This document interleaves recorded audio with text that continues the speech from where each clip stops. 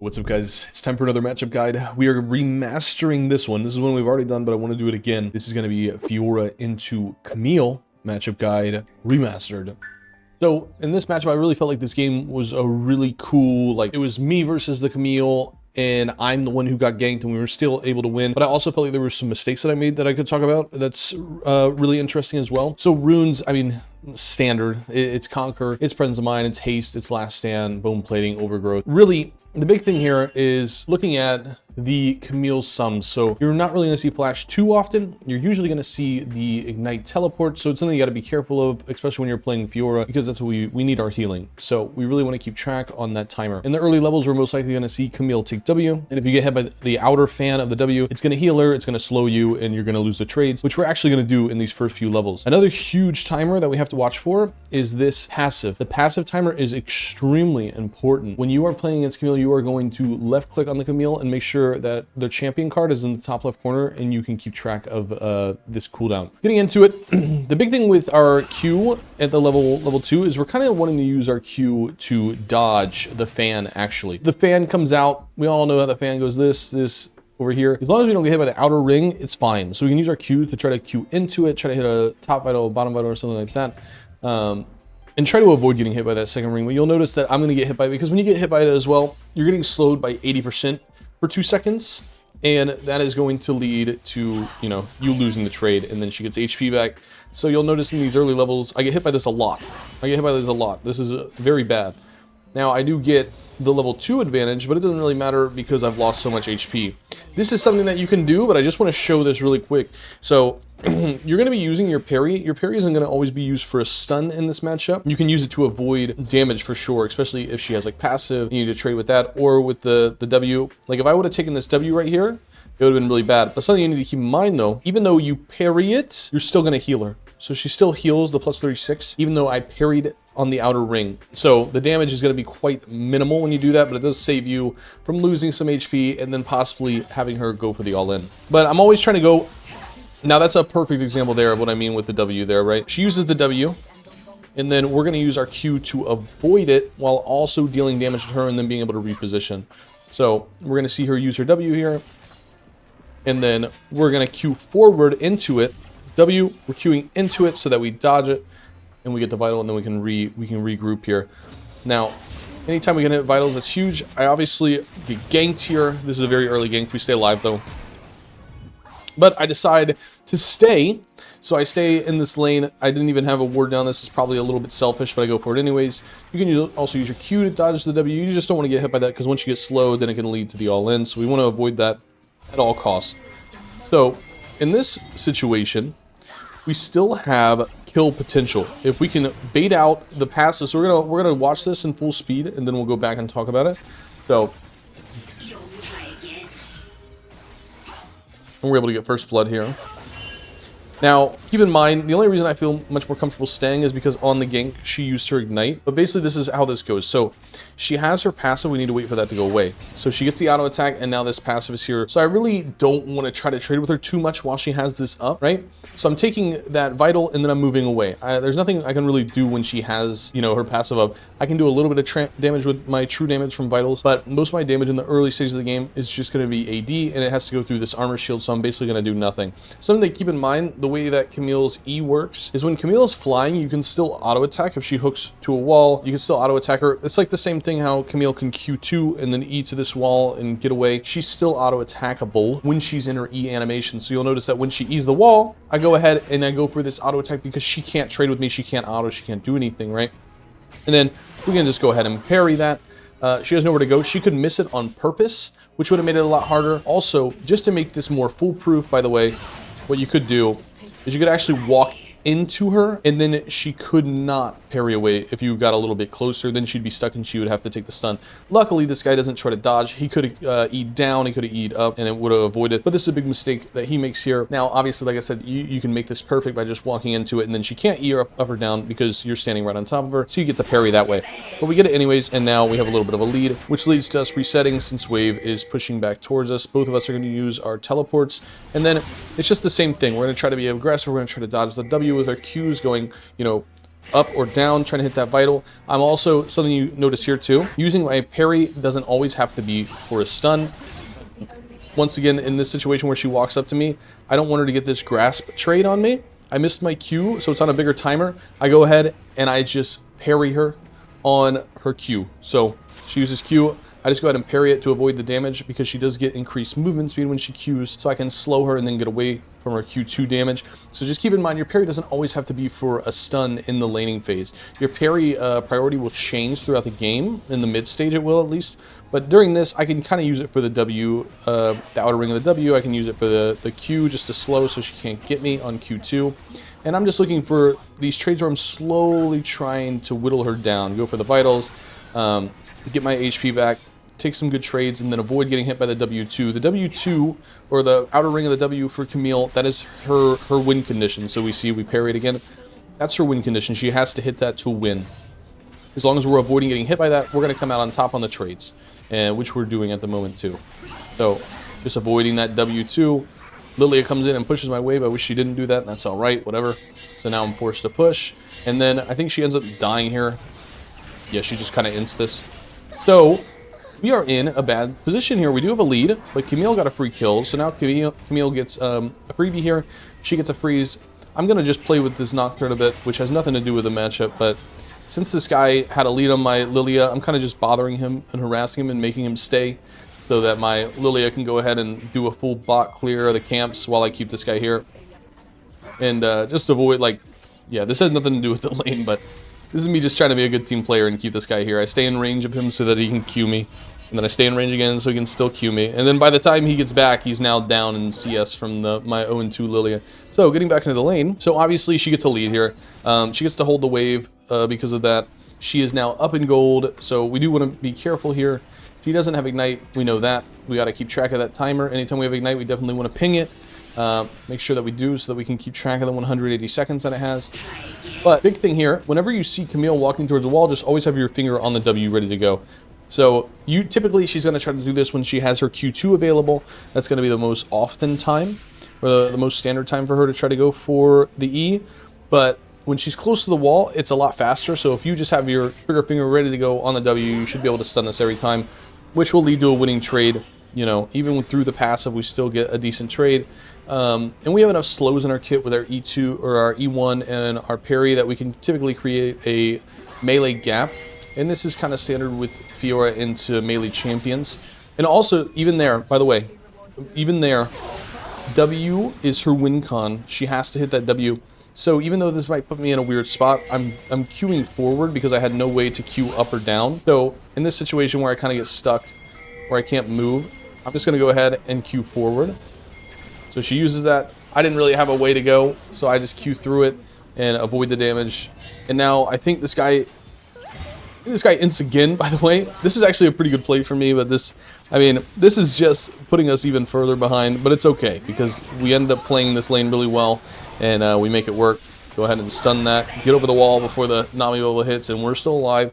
There is a plant here, so I can just stay in lane. I'm alright. Now, something that you really have to be careful about when you are playing into the Camille matchup is you have to be really careful of her R. Her R makes her extremely easy to gank. So having at least a general idea of where the enemy jungler is or some sort of vision. You're always going to want to have vision when Camille is level 6 or higher, when she has her ultimate available. Now, obviously, she just used her ultimate on the Lilia here, so I'm not too afraid of her being able to lock me down. But if you do not have your parry up and she still has your ultimate, you can be ganked at any moment, and you should always have some sort of vision down. Now, in this, we're going to see a very classic play that you can do against Camille's. This works every time, especially into Camille's that don't run flash, that are running the ignite. Is we just go ahead and all in here, and then you're gonna see when she E's towards the wall, as long as I'm standing on top of her on the E, I will always get the stun. So he's gonna go for it. Boom, I flash ahead of her, I'm in front of her there, so this will stun her because she's just forced, the character is forced to stun whatever's in that little circle here. So she just automatically gets stunned. So I flash to wherever the hook shot is, and it's really, you know, don't overthink it. It's exactly wherever her legs land on the wall. So if we just look right here, we know exactly where to flash right here. Just have to flash there and press W, and that'll lead to a stun. So even if we make it there before her. And, you know, that leads to a kill. Perfect. And we get our lead back in this matchup. Now that we have, we're back to being on even footing here, but she makes a big mistake by staying too close. We get her to take a tower shot. We know that she doesn't have Ignite because she used it earlier. And then we are able to get 2 tower shots. We're able to get the Vital, and we're stacking Conquer a little bit, as you can see. This is just a good opportunity to look for an all-in. Now we avoid any more damage. I get hit by the Q or the W. But at this point, I've got such a lead. I've already got the Conquer stacked, and I'm able to just go for it. So this ends up just being a big mistake from the Camille by taking so many tower shots. Now we'll look at it again. So you can always look for some sort of opening on Camille, especially in the early stages, because she's not that strong. But the way she lets me get 1 Vital and then 2, and then we're able to take the 3rd Vital trade. And at this point, we can look for the all-in. She goes ahead and ignites me. I get slowed, which leads to me taking a little bit of damage here. She also autos a minion. But in this situation, she's got nowhere to E2 unless she walks all the way up here. And the E distance obviously has to do with how far she E's in the first place. So since she doesn't really have it, you know, too long of an E to do, ends up being a short E, I can just chase her down here and go for the slide parry slower. And you'll notice something as well. I actually hold on to my E2 until this passive drops off. You can see I just don't auto attack until it falls off. It only lasts like 2 seconds, and then boom, finish the kill. And at this point, we're in a pretty good lead. I'd say 1 more kill, and that should do the trick, and we should be, this lane should be over. So we're just going to slow push, deny a little bit of CS, and just push it back in, because I feel comfortable now. I feel comfortable, like I can actually just fight her whenever.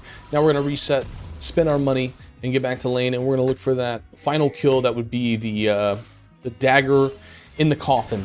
Now, just like before, I can be a little bit more aggressive. As long as I'm not taking any poke damage, I can kind of just walk into her. Try to get some sort of slide parry. If I don't have flash available, a slide parry onto the hook shot on the wall. She's trying to push this. If I can just dodge the W, get some movement speed from a Vital, then I can look for an all-in. So this is an awesome play here, and I just want to let this play in slow motion. Or actually, let's play it in full motion and just see what happens here.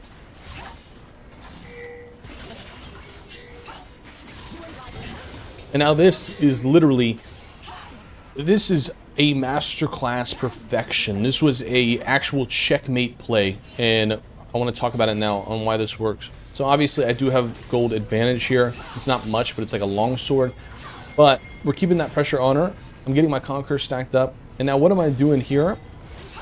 Once that passive is down, I'm able to look for an all-in. What am I doing here? I'm not trying to auto-attack her. I'm actually trying to run in front of her. I'm threatening to slide parry on the wall wherever she tries to escape to stun her, and she knows that, right? Because she saw us flash and do it up here. So I can slide parry into the wall and do the same thing as if I had flash. So I'm completely avoiding her here, and I'm running towards the wall. I'm trying to race her to the wall, basically, and she knows that. So instead, she goes for the auto attack, and I act like I'm just done with the trade. So I act like I'm just done with the trade, and once her E is finished, her escape method is gone. Because she E'd back in instead of E'ing back out, she dies because of it. So we're able to just ult her here, go for the Vitals with the extra movement speed, get the right and then the top. And then this right here is just the checkmate play. We line up the parry so that it's going to hit the right Vital. So her only play here, since she doesn't have flash, she doesn't have E, her only play is to go ahead and just ult. She has to ult here to avoid getting the last Vital hit, which leads her to being right next to me. So we end up getting the kill there. So at this point, her lane is over. So we have a huge lead. We'll be able to just do whatever we want for the rest of the laning phase. And you'll kind of see this happen throughout the game. There is one more play where I make a mistake, but it's also not that bad. So we take a really good trade here. And this is like when we have a lead and we have the Ravenous power spike and we beat her to it. We're looking for these super aggressive trades. We Q through the W. Just go for it. Why not? Get the parry. Boom.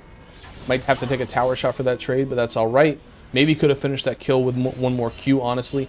Now, what we're looking to do when we're trying to dive Camille is we're trying to just basically threaten her. We know that she doesn't have ult because of the play prior, but we want her to use her E, and we want to make sure the passive is down, and then we know we can all in. So once she has E'd, she's probably going to E off the tower. If you have really fast reaction, you could probably parry it, but you really want to get the E out, and you want to get the passive out, and that's when you can start looking. So now we know that those two things are on cooldown. Unfortunately, my wave is, you know, not really there, so I have to wait a second. But now that I have Ravenous, this is just like when you have the Ravenous power spike and you're already ahead. This is what we're doing. Now I'm going to try again. I'm going to try again here under the tower. just waiting, because you will throw this. You will not get this kill when she has the passive and the E available if you try to just go for it, because you're going to get stunned for a second, you're going to get slowed, she's going to get movement speed from her Q, it's just not going to go well. So you just always wait for her to make a mistake. You can walk up closer to her and be more threatening, but you'll notice that she goes ahead and she E's again, and then I notice the passive, I wait for the passive to be over, and this should be my kill. Unfortunately, Nocturne is here, so that's not going to be the case. And I almost get the kill, but not quite. Not quite. But you get the picture. That's what we're trying to do when we're trying to dive. Now, this laning phase ends up being over. I end up getting the tower not long after this. Lilia ends up getting this kill here. And so I am going to just show, I should get the tower. I got the tower here.